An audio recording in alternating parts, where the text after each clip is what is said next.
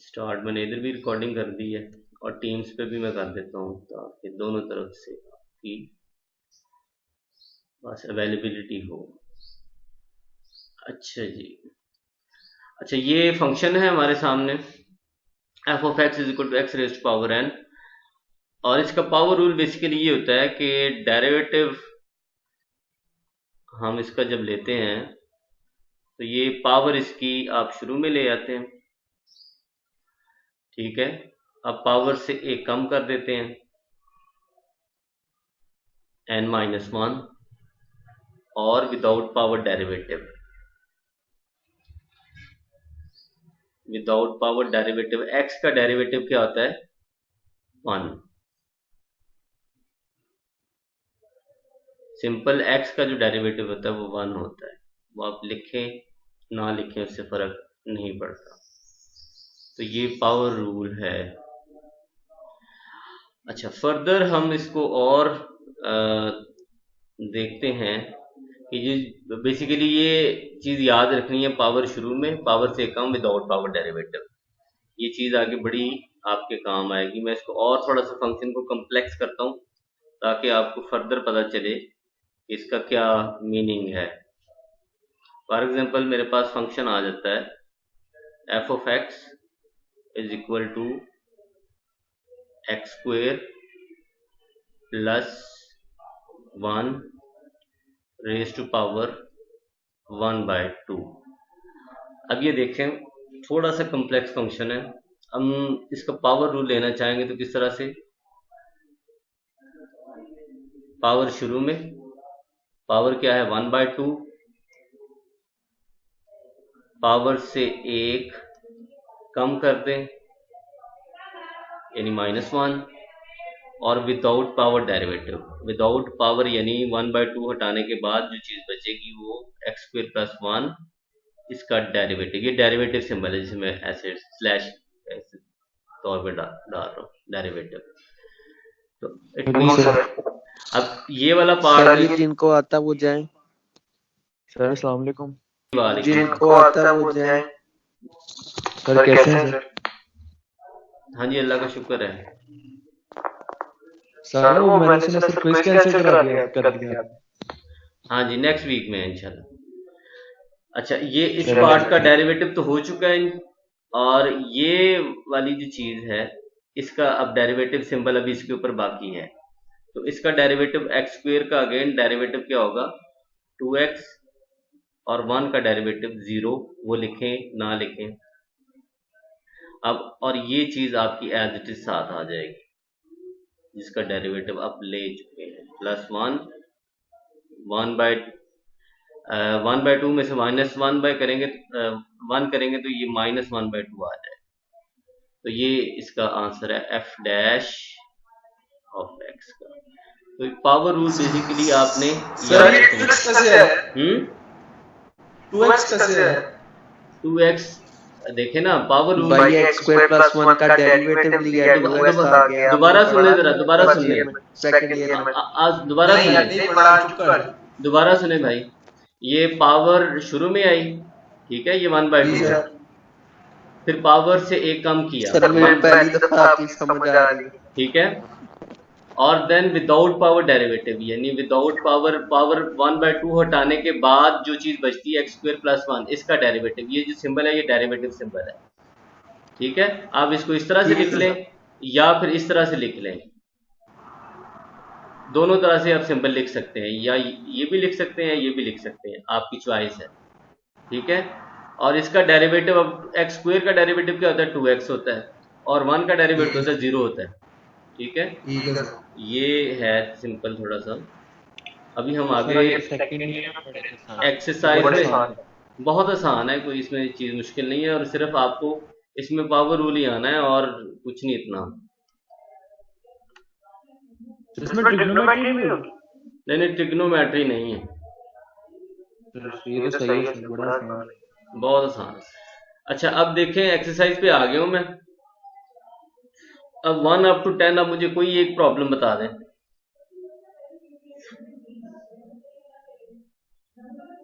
1 up to 10 कोई एक मुझे प्रॉब्लम बता दें उसके बाद सर सारे 9 कर दें, सारे 9 सिंपल कर है। दें। क्वेश्चन नंबर 9 कर देते हैं। सारे कर दें सर।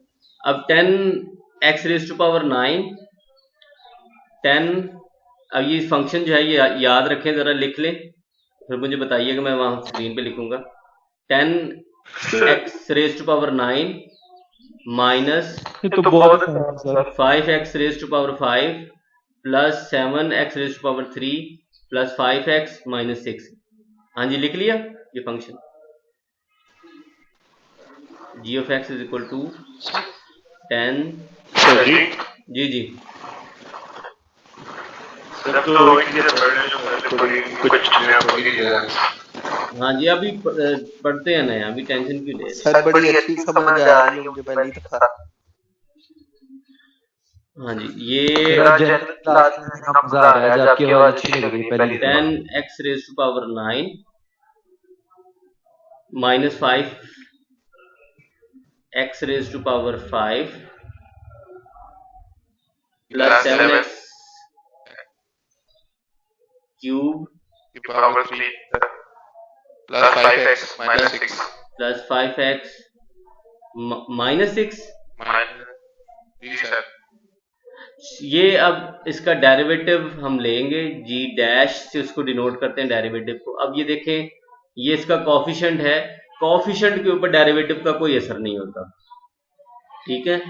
अब ये पावर है, तो पावर कहाँ पे आती है? शुरू में आती है, तो वो हम पावर शुरू में लेके आ जाते हैं।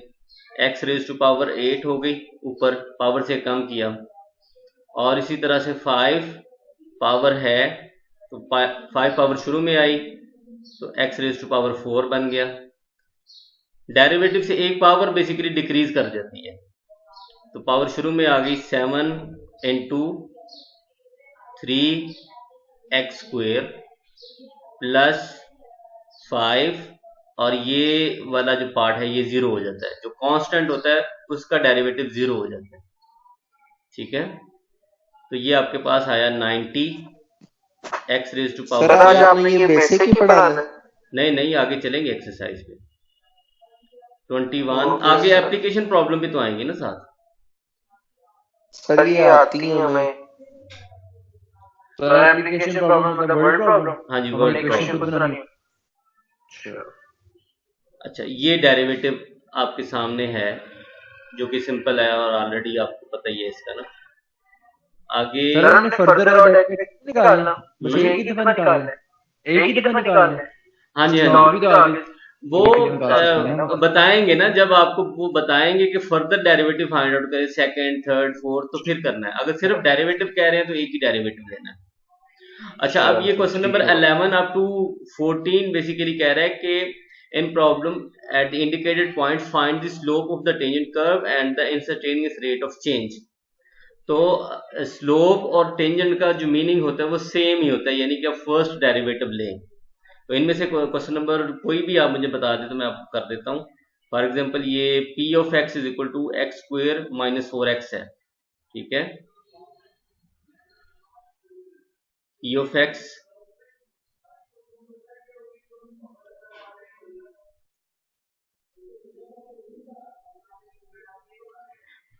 x is equal to X square minus 4x और पॉइंट है 2, माइनस 4, 2, माइनस 4। अब इसमें जो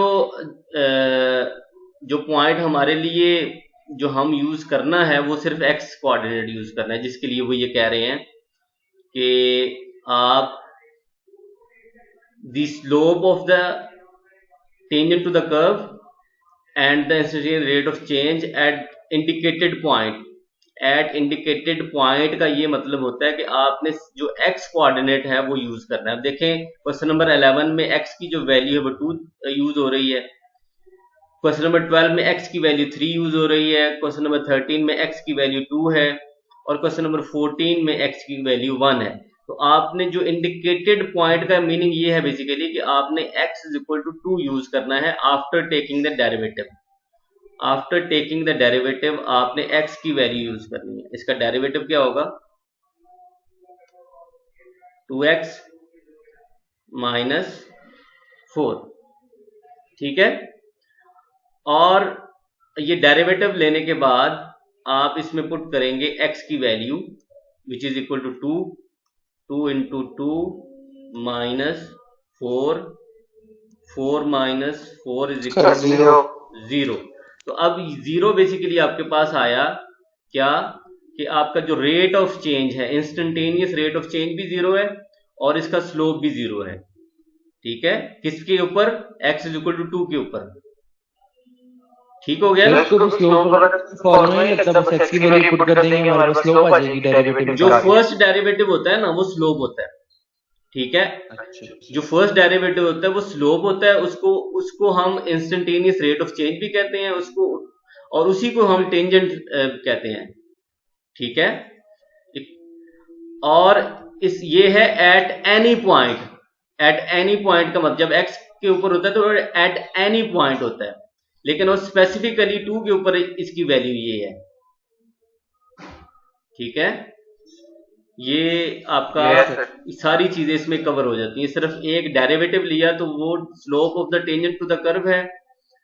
इंस्टेंटेनियस रेट ऑफ चेंज को भी हम स्लोप ही यही कहते हैं, फर्स्ट डेरिवेटिव कहते हैं।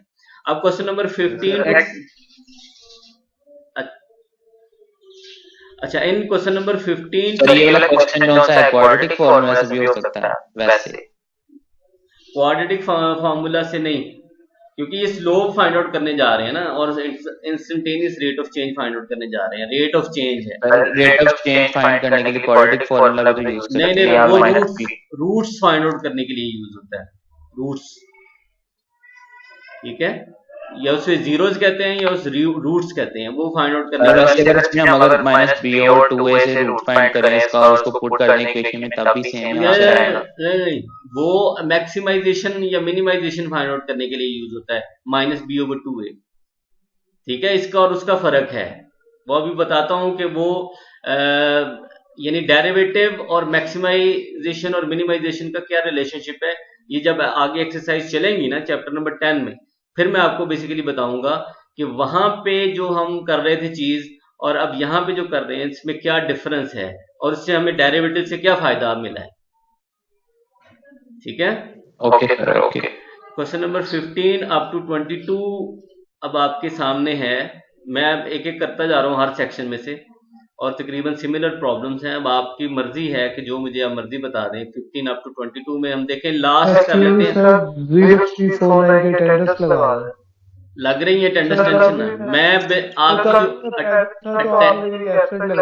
नहीं, मैं 10:50 पे अराउंड 11 ओ क्लॉक जो है, अराउंड 11 ओ क्लॉक में एब्सेंट जो होंगे उनको कॉल करूंगा, ठीक है। अगर आप होंगे तो मुझे बता दीजिएगा 11 ओ क्लॉक, ठीक है। अब क्वेश्चन नंबर 20, अब माइक बंद कर दें जरा। 22 सर इसमें से अंडर रूट वाले क्वेश्चंस करा दें सर। हाँ जी, वही मैं करने लगा।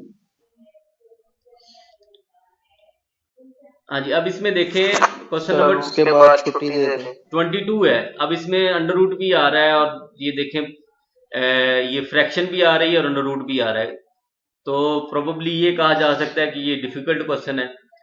तो 22 हम करते हैं। ये मुझे आप लिखवाएंगे जरा मेरी हेल्प। वो भी सेम है, चलो 21 करवा देते हैं। 3 ओवर, मुझे सारा इसको याद करके मुझे लिखवाएं। 3 ओवर x4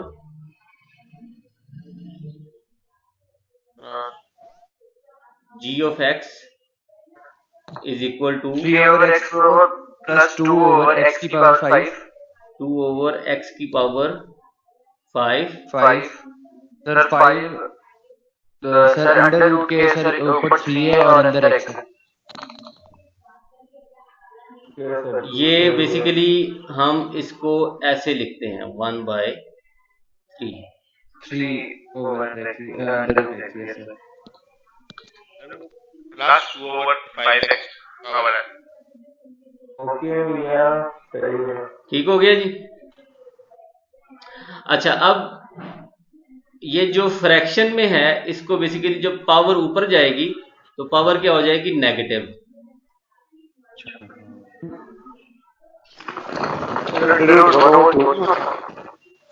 नहीं, वो साथ अगर मेंशन हो तो फिर वही हो जाता है।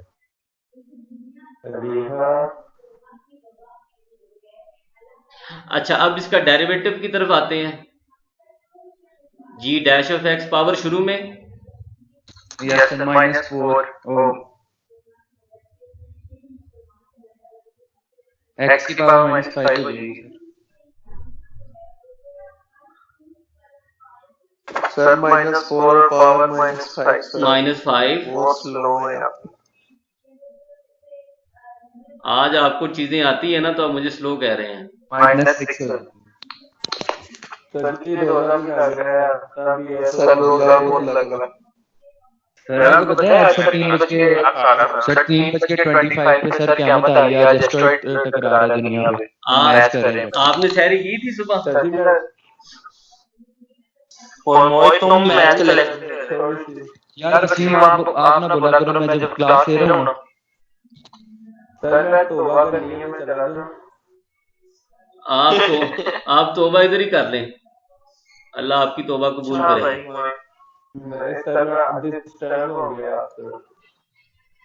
ये माइनस माइनस प्लस यानी 10 x रेज टू पावर -6 और plus 5/3 x raise to power -2/3। तो ये बेसिकली आपके पास ये 5 है और ये 6। तो ये इसका सोल्यूशन है, बहुत सिंपल है। सर यहाँ पे आपने gx का डेरिवेटिव लिया 3x की पावर -4, यहाँ पावर छोड़ के उसका डेरिवेटिव अगर लेंगे तो हमारे पास 3 आएगा।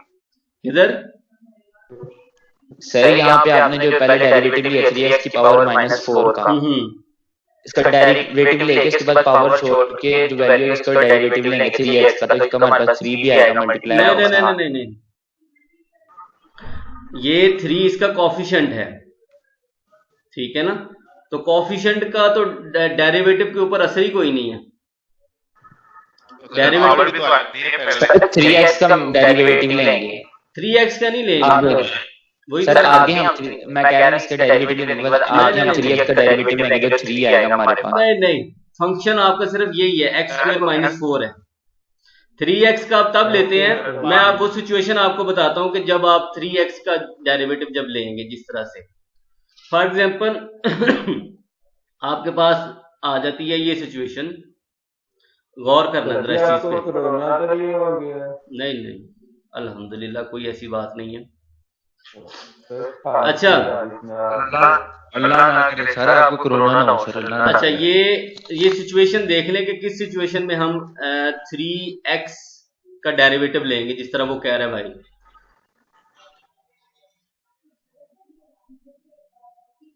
अब अगर पावर ये इसके ऊपर आ जाती है ऐसे, फॉर एग्जांपल ये 3 के साथ भी पावर आ जाती है, तो हम क्या करेंगे कि पावर शुरू में 3x, पावर से एक कम और विदाउट पावर डेरिवेटिव आएगा 3। यानी इस तरह से अगर वो पावर को कवर करता है, ठीक है, अगर 3 के ऊपर भी पावर आती है तो फिर हो सकता है इस तरह से, अदरवाइज ठीक है, अदरवाइज नहीं होगा इस। अच्छा, आगे चलते हैं। Question number 23 up to 26। अब 23 अप टू 26 में बिल्कुल सिमिलर वही चीज है जो मैंने ऑलरेडी करवा दी है कि write the equation of tangent line to curve independent point as check graph both function and tangent line. और ग्राफ नहीं इसमें आपको आएगा, ये 23 अप टू 27 अप टू 30 भी इसी तरह से ही हैं, लेकिन इसमें थोड़ा सा हम इसको देखेंगे कि क्या है ये basically. In problem find the coordinates of point where the graph of f of x has horizontal tangent as a check graph of f of x and see whether the points you found look as though they have horizontal tangents। अब horizontal tangents के लिए आपके पास एक condition होती है, कभी आपने मतलब चैप्टर नंबर 1 में आपको शायद याद हो, एक हमने कंडीशन पढ़ी थी हॉरिजॉन्टल टेंजेंट्स के लिए, ठीक है। हॉरिजॉन्टल टेंजेंट्स के लिए हमने एक कंडीशन पढ़ी थी, क्या थी वो? Sir, x is equal to 0. Horizontal tangents basically y is equal to a। Horizontal tangents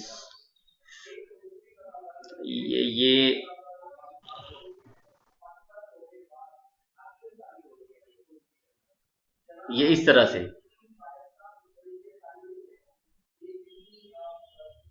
horizontal, तो ये लाइन होती है y is equal to a, ठीक है।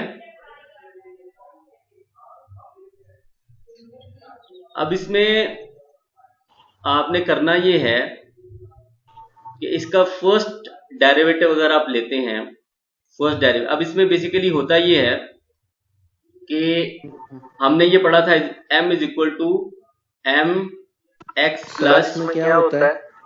y is equal to M X plus B, एक फॉर्मूला आपने पढ़ा था ना ये, ठीक है। y is equal to M X plus B आपने एक फॉर्मूला पढ़ा था। अब इसमें अगर आपके पास, सर वो इधर क्यों अप्लाई कर रहे हैं आप? मैं बताता हूँ, ये सर हाँ अब जल्दी बता दें। हाँ जी मैं बता देता हूँ। अब आपके पास अगर जो स्लोप है, आपके पास स्लोप क्या होना चाहिए कि जो लाइन है वो हॉरिजॉन्टल टेंजेंट्स बनती है, यानी y is equal to sorry sir slope 0।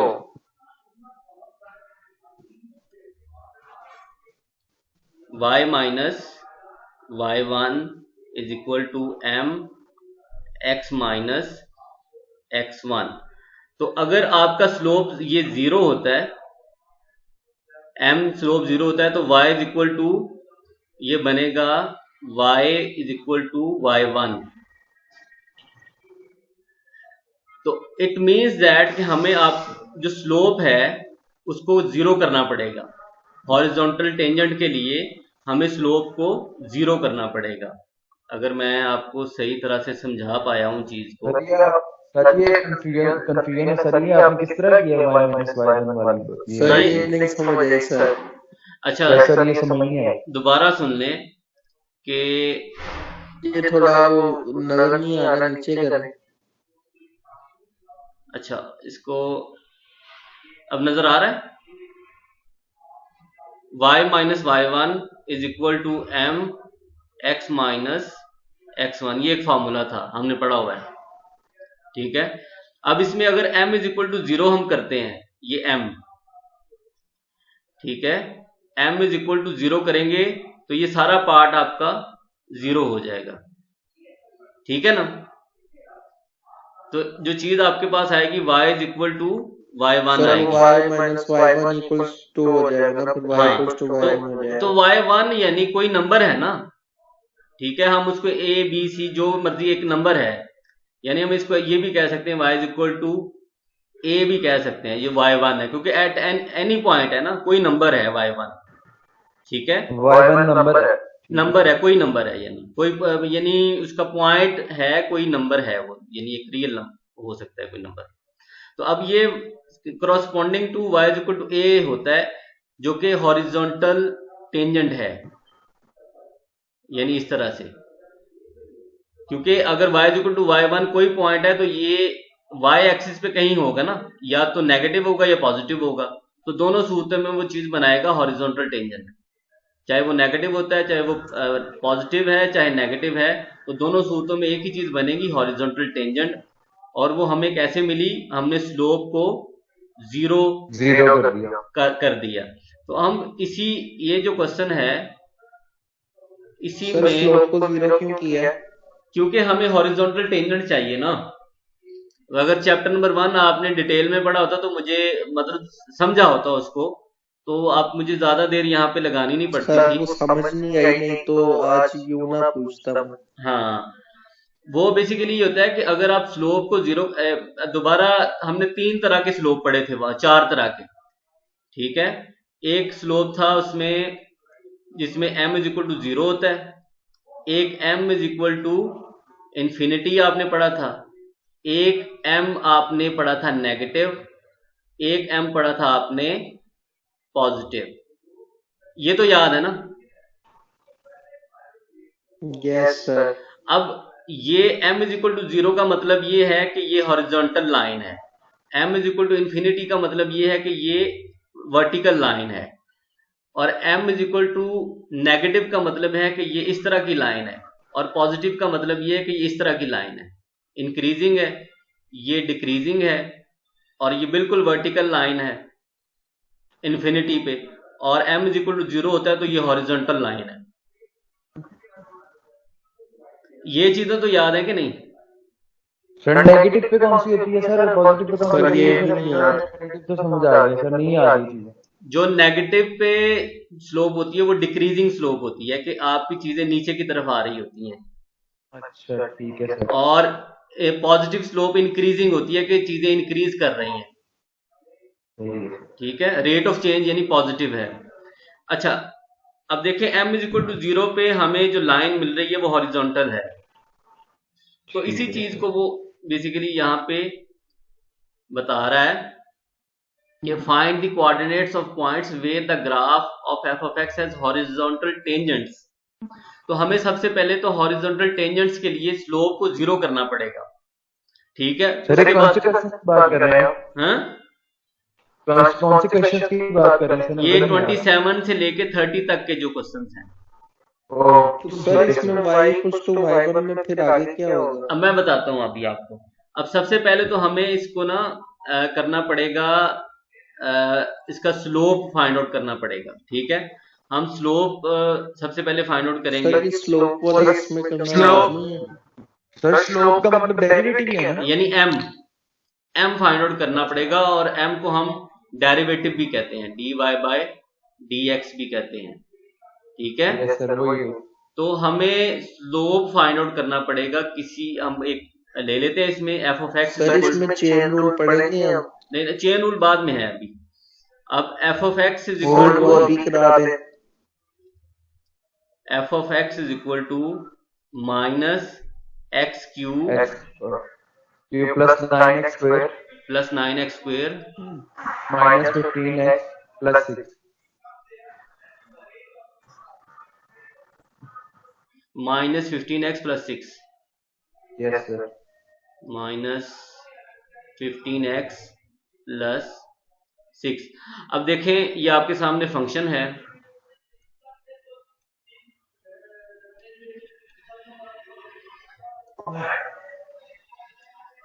Sir general बात है सर। आप कल ही तो मैथ की क्लास में इतनी देर बैठा हूँ सर, वरना मैं सर चला जाता हूँ सर।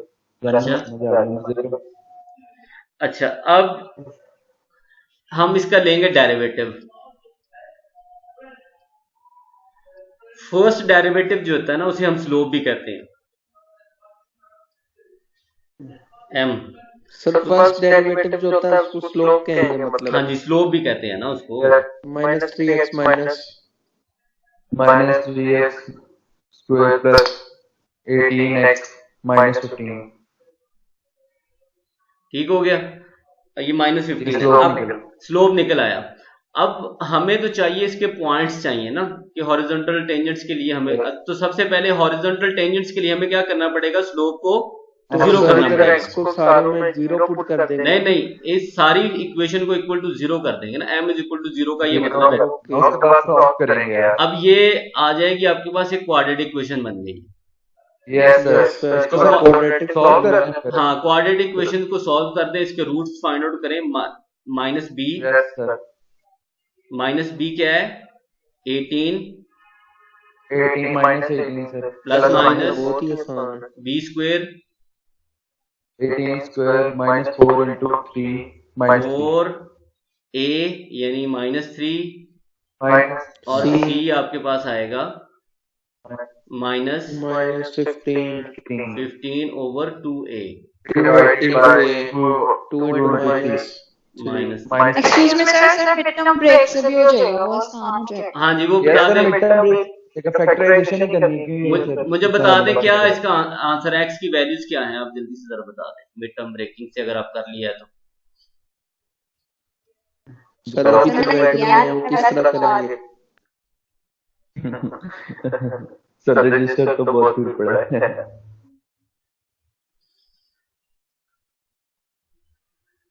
मैं ही करूं मिड टर्म ब्रेकिंग या आप कर लेंगे? सर नहीं आप कर लें सर। मैं सर तो आप ही कर लें, ये फार्मूला मैं बस लगा रहा हूं तो ये तो हो जाएगा। हम आपका साथ दे देते हैं।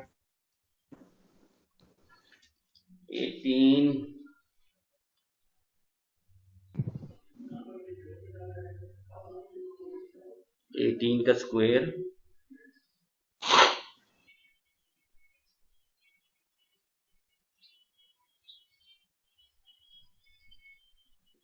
मेरे ख्याल से 1 और 5 आ रहा है। ये आएगा कहीं से आवाज है 1 और 5 आंसर आएगा। 324 माइनस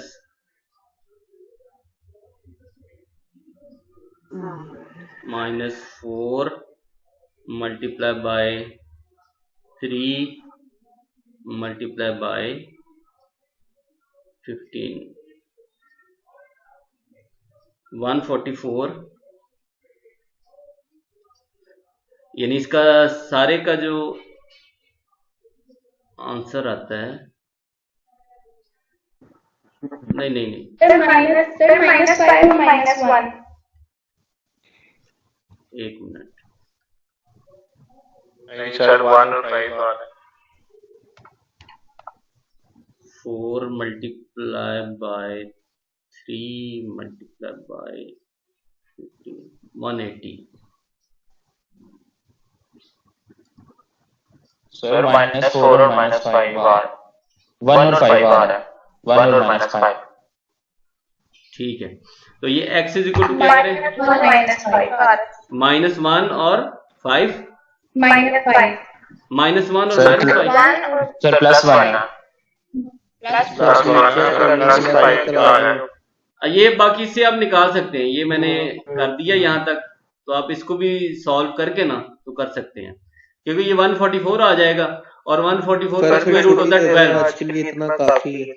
ये 144 का स्क्वायर रूट होता है 12, तो +12 और -6 ये इस तरह से, तो इसके दो आप इसके फैक्टर बना लें, -18 -12 डिवाइडेड बाय -6 और -18 +12 डिवाइडेड बाय -6। तो इस तरह से भी ये आप इसको सॉल्व कर सकते हैं। 30 -30 ओवर -6 ये 5 आता है। सर ये तो +5 हो जाता है और सर कहा था मैंने आपको 1 और 5 दोनों पॉजिटिव है। हाँ जी, क्वाड्रेटिक फॉर्मूला हमेशा रन करते सर, फैक्टराइजेशन ज्यादा आसान थी सर। हाँ ये 5 और 1 आता है, ये दोनों पॉजिटिव है। ठीक है, ठीक है सर। अच्छा, अब आपने जब ये x की वैल्यूज को फाइंड आउट कर लिया, अब सिंपली आपने जो आपका ओरिजिनल फंक्शन है विदाउट डेरिवेटिव, जो ओरिजिनल फंक्शन था ये वाला,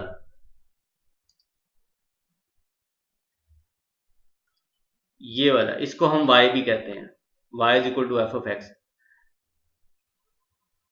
इसमें आपने x की वैल्यूज को पुट कर देना है 1 बाय 1। ठीक है, पहले आप 1 इसमें पुट करेंगे, जहां जहां x है वहां 1 पुट करें तो आपके पास y की एक वैल्यू आएगी। उसके बाद फिर x की दूसरी वैल्यू को पुट करेंगे तो फिर y की दूसरी वैल्यू आएगी। तो इस तरह आपके पास कोऑर्डिनेट आ जाएंगे दो। आपके पास इसमें y इक्वल्स टू y1 वाला क्या चक्कर था? यानी ये बेसिकली कोऑर्डिनेट आप इसी तरह ही लिखते हैं ना। अब देखें 5 1 और 5, अब कोमे के बाद जो नंबर आना है वो y वाला आना है। अच्छा, ठीक है, और y वाला नंबर आएगा कि आप y इक्वल्स टू y1 वाला क्या केस था? वो यही है ना भाई, जो दो कोऑर्डिनेट निकलेंगे वो इक्वल होंगे। नहीं नहीं, जो y माइनस, अच्छा y is equal to y1 वाला, यस सर, तो शुरू में आपने एससी के ऊपर तो ये सारा माजरा बनाया। आप जीरो बनाएंगे। हाँ जी, वो बेसिकली इस चीज को बताने के लिए कि जो हॉरिजॉन्टल टेंजेंट्स में m इज इक्वल टू 0 का क्या मीनिंग है, यानी m इज इक्वल टू 0 का मीनिंग ये है कि आपके पास जो लाइन होती है वो हॉरिजॉन्टल लाइन होती है। y is equal to y1 का मतलब ये है कि ये हॉरिजॉन्टल लाइन है। y इज अगर इक्वल है तो सर हॉरिजॉन्टल लाइन है सर। नहीं नहीं, y is equal to y1, y is equal to y1, yes sir वही। अगर वो होता है तो सर हॉरिजॉन्टल लाइन है। हॉरिजॉन्टल लाइन है। ये सिर्फ बताने के लिए, क्योंकि वो किस तरह से आई है, वो स्लोप को 0 करने से आई है। हॉरिजॉन्टल लाइन जो है वो स्लोप इसका इस पर कोई यूज नहीं है, इस क्वेश्चन पर। किसके ऊपर? ये क्वेश्चन में इसका कोई यूज नहीं है। किसका? y इक्वल्स टू y1 का यूज नहीं है, सिर्फ आपको बताने के लिए ये मतलब आपको इसकी बेसिकली वो होती है ना कि इंट्यूशन क्या है इसके पीछे, इस क्वेश्चन के पीछे, तो वो बताने के लिए, आपको समझाने के लिए कि ये y, अब जब स्लोप को हम 0 यहाँ पे, क्योंकि फर्स्ट डेरिवेटिव होता है स्लोप, हम उसको 0 कर रहे हैं, तो उसको 0 करने की वजह क्या है? उसको 0 करने की वजह ये है कि उसको 0 करने से y इक्वल टू y1 बनता है, जो कि हॉरिजॉन्टल टेंजेंट है। हॉरिजॉन्टल पे टेंजेंट को 0 कर दिया ना। हाँ, तो इस वजह से ये बताने की कोशिश की है कि m इज इक्वल टू 0 को करने का मकसद क्या है, कि 0 करने से y इक्वल टू y1 मिलता है, जो कि हॉरिजॉन्टल टेंजेंट होता है। ठीक है सर। तो उसके ये कोऑर्डिनेट्स हमें जो है ना, इसके ऊपर फर्दर और भी डिस्कशन हो सकती है, लेकिन आगे अभी थोड़ा सा टाइम सर आज के लिए इतना ही काफी है, कम है।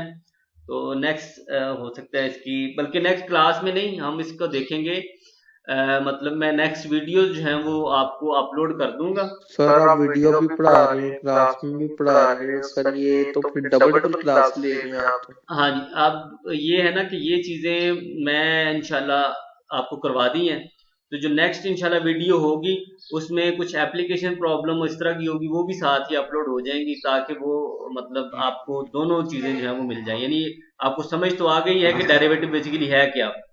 आगे जब सिर्फ हाँ यूट्यूब पे इंशाल्लाह ये वीडियो भी अपलोड होगी, और जो नेक्स्ट वीडियो है जो एप्लीकेशन प्रॉब्लम से रिलेटेड होगी वो भी इंशाल्लाह अपलोड हो जाएगी। तो इसके लिए आज के दिन के लिए हाँ कर रहा हूँ खत्म।